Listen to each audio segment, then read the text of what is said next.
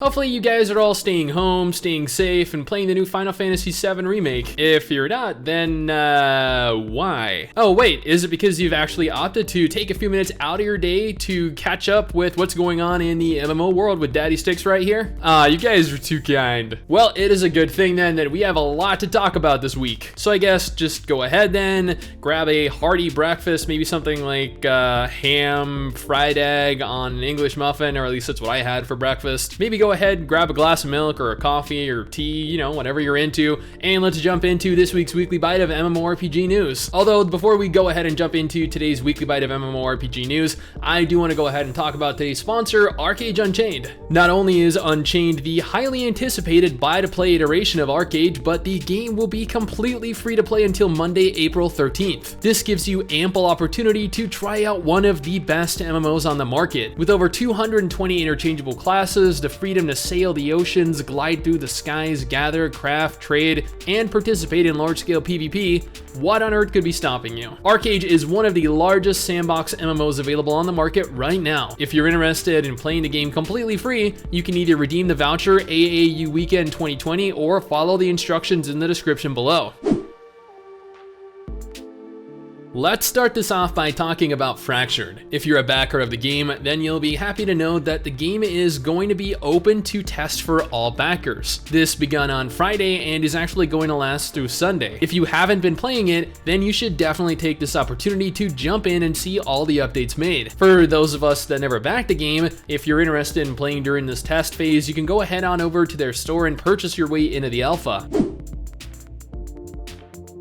Next, let's go ahead and talk about New World, I guess. Like, I don't even really know where to begin with this one, honestly. I guess I will have a much more dedicated video for this coming in the next few weeks when I can fully gather all of the information I need and my thoughts on the topic, but until then, Amazon's upcoming MMO has been delayed. While it was initially scheduled to launch in May, the devs have claimed to have made the hard decision to delay the game until August 25th. This is due to a certain virus spreading around the world, and not at all due to the fact that they were unprepared and not able to launch when they had initially expected. You know, having an NDA in place is totally normal for an MMO slated to release within the near future. While New World no doubt needs this time to continue to develop their game, making excuses really isn't necessary. Like, guys, just take a moment here and just say, we need more time. I mean, at one point they took the entire game offline for almost a year and retooled the entire thing, and yet people were still excited for it. Like, trust me, a few more months are not going to dissuade people from wanting to play it.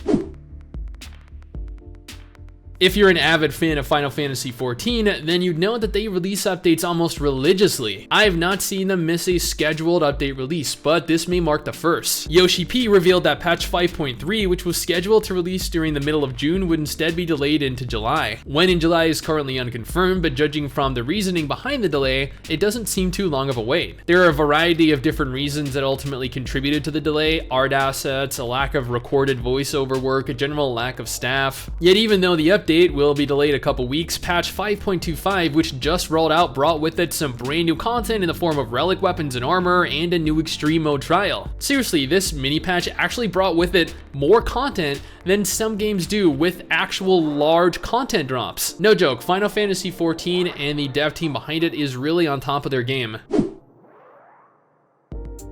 I discussed this earlier in the week, but someone left a tweet on the official PSO Twitter pertaining to the PC release of the game, and they officially reiterated that the game will still be launching onto PC within the next 2 months. When specifically is unconfirmed, but even with what's going on in the world right now, and all of these other games getting delayed, they seem to be on schedule to release. We currently have the game on Xbox consoles, so it'll be refreshing to finally be able to play the game on PC soon. Hopefully this dissuades the remainder of people that think the game will remain an Xbox exclusive. And for those of you that are constantly leaving messages asking about additional platforms, the game is still expected to release onto PS4 and additional platforms in the future.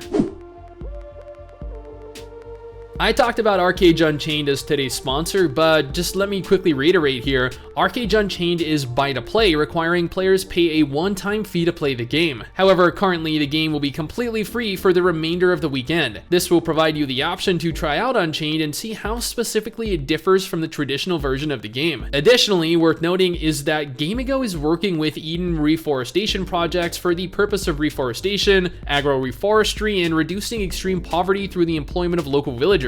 You can participate by making purchases in various games in Gamigo's library.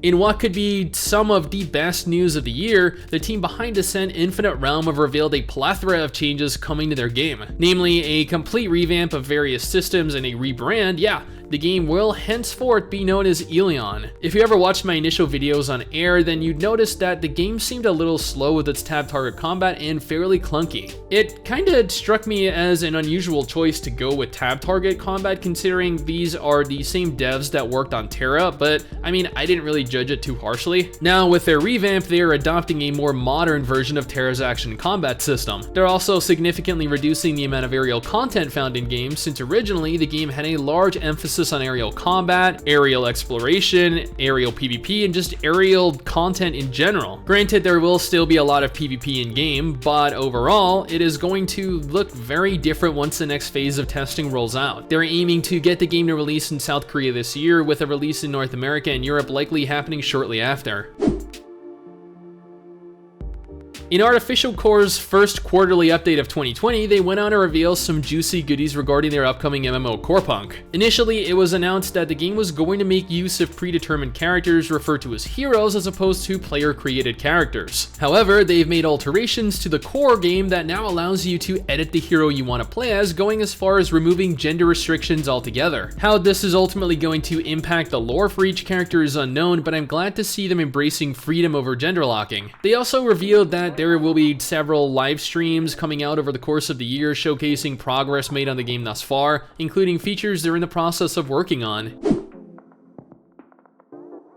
So I talked about the closure of Chronicles of Elyria last week, but this is wow, really unbelievably pathetic. Caspian, the very same guy that gave us all that crap last week about laying off the entire studio because nobody would invest into the game, has made a brand new post stating that they're continuing development on the game. They've went ahead and reopened the forums and even went on to state that there are going to be several people continuing to work on the game for free for the foreseeable future until they find new investors. If they find new investors.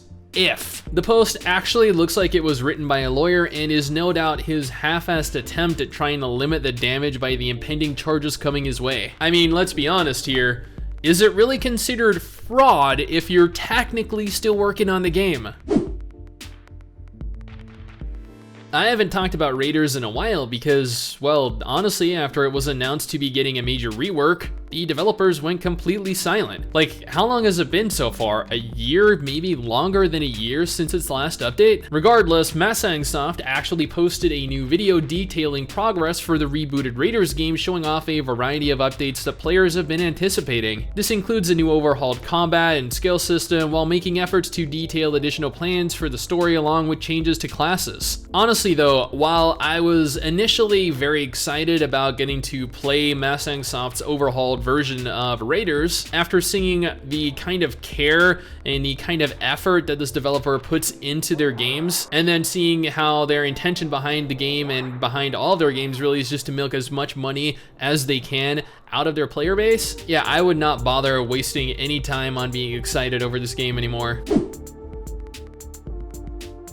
Now, I know a lot of you guys were looking forward to getting to play Greymoor on May 18th, but alas, the highly anticipated Skyrim chapter, like various other updates for other games, has been delayed. But it's only been delayed by about a week, as the devs revealed that they have had a little difficulty acclimating to working from home, but it's not nearly as bad as they had anticipated. Instead, the update will be rolling out on May 25th. And trust me guys, I work from home. Like, I have been doing YouTube full time for I think about 2 years now. So I understand how difficult it can be acclimating to working from home, especially if you've been around, hundreds of other people working directly from an office. But at the same time, like, right now, I'm showered, I'm partially clothed, like I'm wearing this top, but I have no pants on. So these are some of the perks to working from home.